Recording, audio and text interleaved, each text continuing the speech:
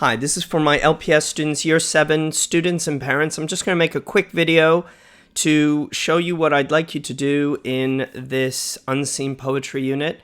I know it's a really hard time. I know a lot of you are really finding, if you're like me, you're finding this really hard, and you need something to order your mind and to continue your learning, and that's what I'm hoping this unit will do. So I'm just going to walk you through. What we're trying to do with this unit is really get you to read as many poems as you can, because parents, students, adults everywhere, teachers even, they don't like or understand how to respond to poetry. And we've noticed that. And what we really want you to do is find a way to read as many poems as you can. And to do that, we have an approach that gets you to just read the poem and reread the poem and reread the poem, and learn to annotate and write on your copy of the poem. Now, hopefully you have a printer. If you don't have a copy of these poems, please email me or email your head of year and we'll get the school to print you out a copy of them. You just need to learn to write on top of the poems. Then the next thing we're trying to get you to learn to do is respond. I wonder.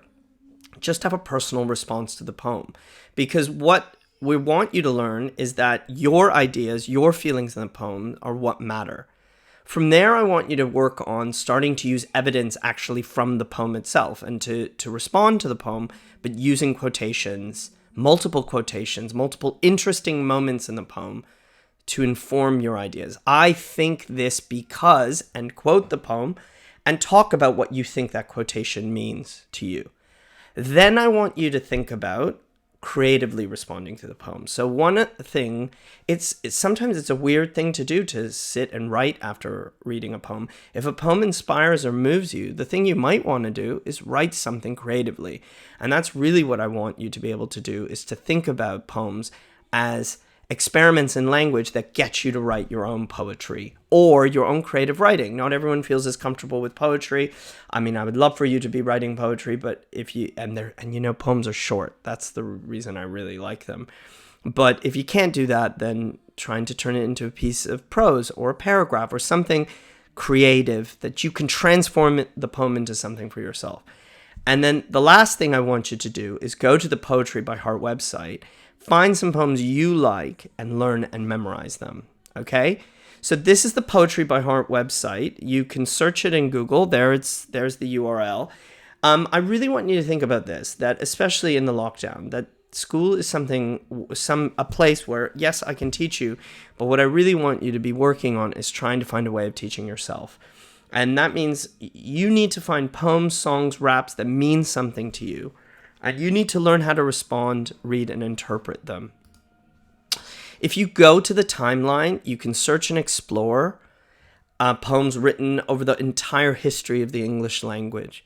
I want you here to flip at random, read here and there. If you don't like what you're reading, go to something else.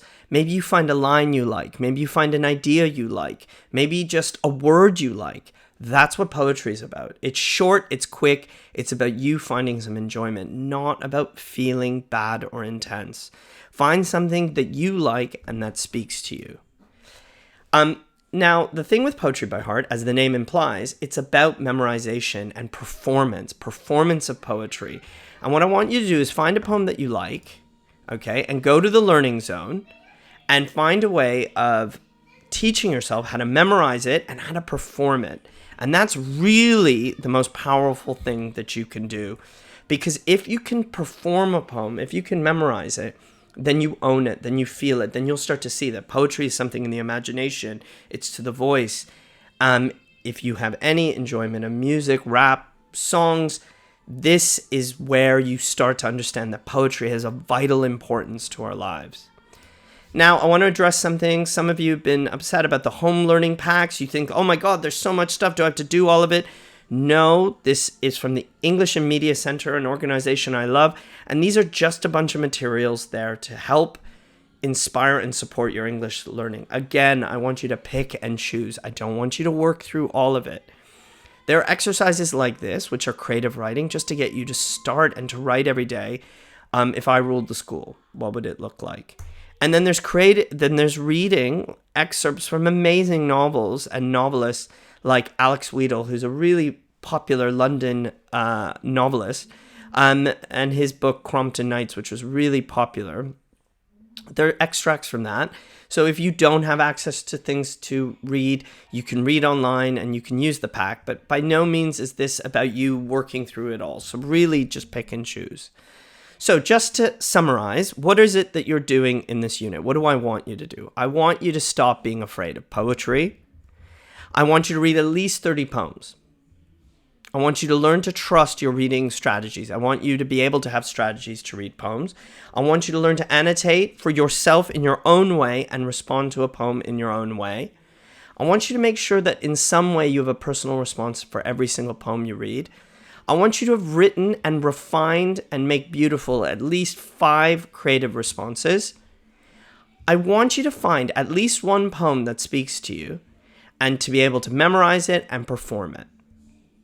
And I want you to learn to enjoy and find meaning in poetry. That's what I really ultimately would like you to do. Okay? So those are the points that I'd like you to work through in this unit. Following this unit, I'll start putting up materials for a myth to belief unit. I hope that you're doing well. I hope that you're safe. And I hope that these materials find a way to you and to support you with your English learning. Talk to you soon.